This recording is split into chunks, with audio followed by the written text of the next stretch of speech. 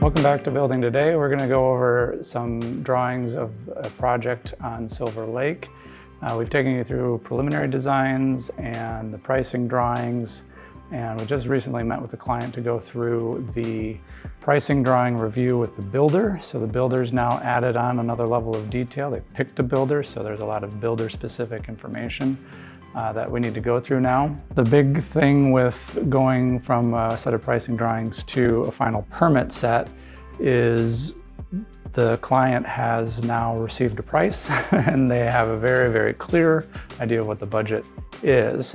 So a lot of times those cost changes need to be made now into the design and to accommodate what the builder is going to do as far as windows and doors and insulation and foundation, et cetera, et cetera. So there's quite a few little tweaks we need to make, both for the cost and for the builder. So we're going to take a look and go through it with Dorothy, who is responsible for actually doing the drawings. The meeting went really well. There weren't a lot of changes, and we were able to just keep mostly what we had and just add additional information that the builder gave us. This client had a great relationship with the builder and seemed like they were really tackling each of those design questions in detail in person. And when that happens, we just kind of try to step back and let that evolve how it's going to, and we just kind of call out, hey, there's going to be a built-in by the builder and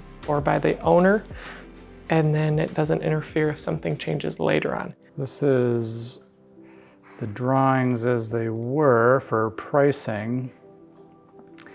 And we had a pretty large bathroom with the washing machine in it.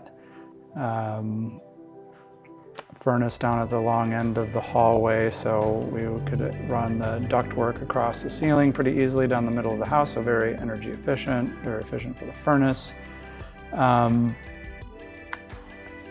What happened after pricing, the homeowner, and we're still working on these, decided that they wanted to do a smaller bathroom with a larger kind of kitchenette gathering area at the bottom of the stairs.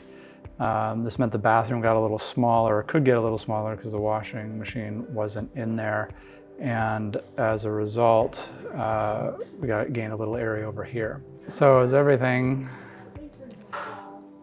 client has an idea of how big something should be, and we do it that size, and then they look at it and they're like, well, maybe a little bigger. It's almost never a little smaller. Almost never, unless it comes in over budget, and then we'll say, well, we told you so, but we usually then have a plan to fall back on. But again, this is a good fit for builder and client, so he made it bigger and bigger and bigger, and then the builder came back and was like, oh yeah, here's the price, and they're like, perfect. So kind of left it and made it bigger in some areas, like the deck. In that conversation, it was really nice to have the builder there to where they could talk as we were changing things. Mm-hmm. The client and the builder could talk about cost of built-ins and different options that the builder was comfortable doing.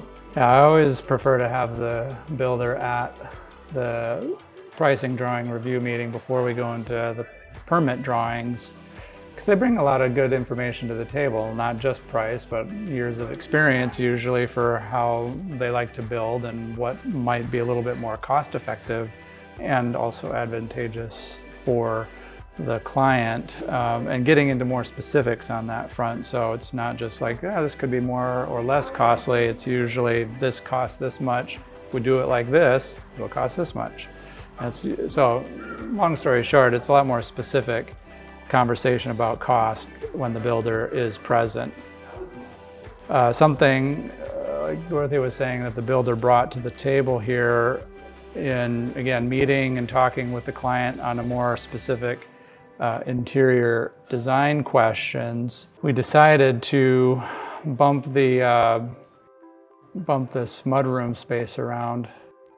In talking with the client, the builder was like, well, have you thought about, a little broom closet? Have you thought about more of a drop zone for the pantry, and it's, small family is the client, so didn't need as large of a bench and lockers. The walls didn't really change, but what we did is we made the locker area a little smaller so that they can design in a little bit of a cabinet for a drop zone for keys and mail.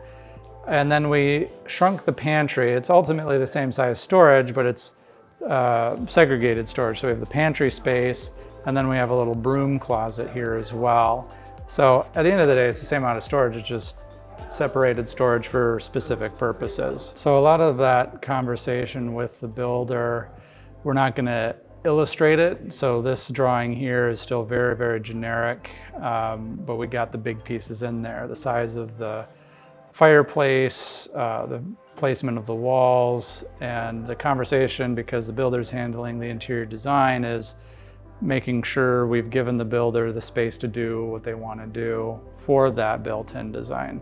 So it's really kind of a rough massing here just to have that conversation, make sure we're all on the same page, and we can put dimensions on it and the builder can build it, and they know they have the room to complete the design. A lot of times we'll do the interior design, so this will get a lot more developed.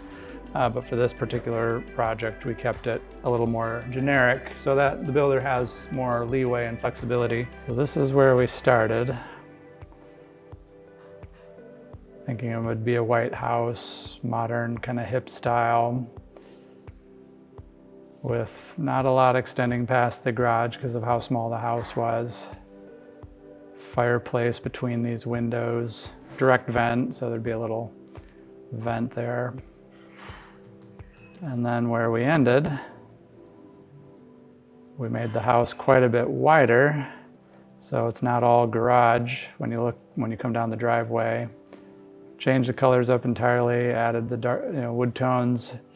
We did have stone in here at one time, but that was eliminated for cost-cutting reasons so that other things could get bigger.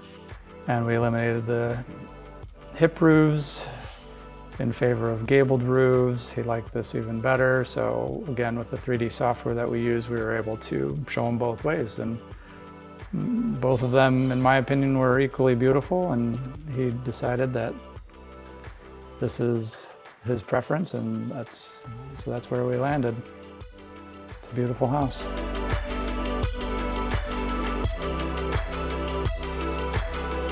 We've reviewed the drawings and we're making the final set of changes. There's still a lot of work to be done, but it's all detail work now. After meeting with the client and the builder, we were able to come together on a final plan. So the next version of this will be the final drawings, and it'll go out to be built, and they should be starting in a couple months. So join us next time and you'll see a hole in the ground and some foundation work being done.